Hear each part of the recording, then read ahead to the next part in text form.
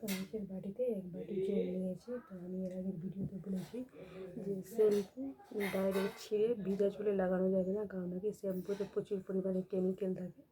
তাই জলের মধ্যে 2 থেকে 3 মিনিট ভালো মতন করে গুলে তারপর শ্যাম্পু মাথায় লাগাতে হবে।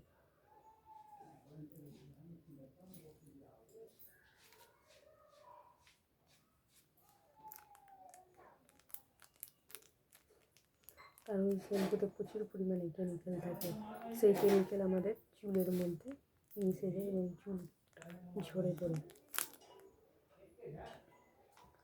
তো আমি কাঁচের বাটিতে এই যে দেখুন শ্যাম্পু, আমার কাছে ডাভ শ্যাম্পু আছে, তো আমি ডাভ শ্যাম্পু ইউজ করি বলে আমি ডাভ শ্যাম্পুটা গুলে নিচ্ছি আগে থেকেই। আর আপনারা যে শ্যাম্পু ব্যবহার করেন সেই শ্যাম্পুটাই গুলে নেবেন।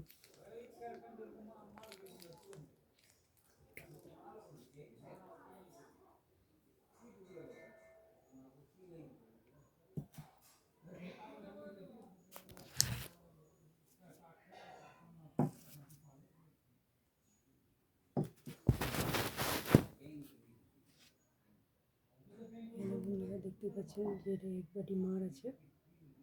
তো এই কাঁচের বাটিটারই এক বাটি মার আছে।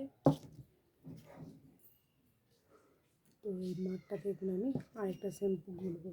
তো ভাতের ফ্যানের মধ্যে যে আমি শ্যাম্পুটা গুলে লাগাবো, তো আমার কন্ডিশনারের প্রয়োজন পড়বে না, চুলটা এমনিতে সিল্কি এবং গ্লেজ দেবে।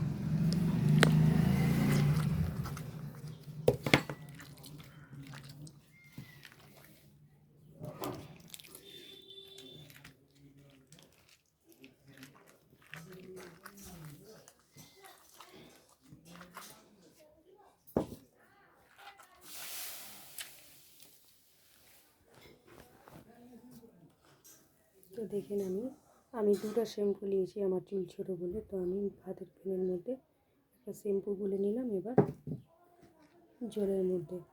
তো প্রথমে আমি শ্যাম্পু করার সময় প্রথমে যেটা আগের জলের মধ্যে শ্যাম্পুটা গুলেছি, তো ভালো করে মাথাটাকে ধুয়ে ভালো মতন করে জলওয়ালা শ্যাম্পুটা লাগিয়ে নিব।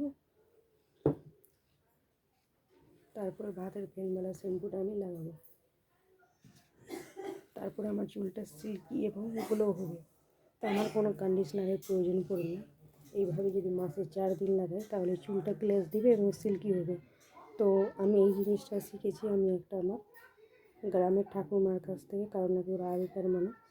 তো ওদের চুল প্রচুর ঘন আছে, এখনও 60-70 বছর হয়ে গেছে, কিন্তু তাও চুল ঘন এবং কালো হয়ে আছে।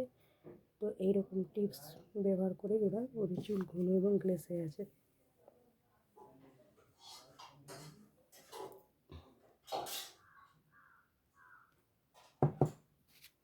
দেখুন এটা কি সুন্দর ভালো মতন করে গুলে গেছে।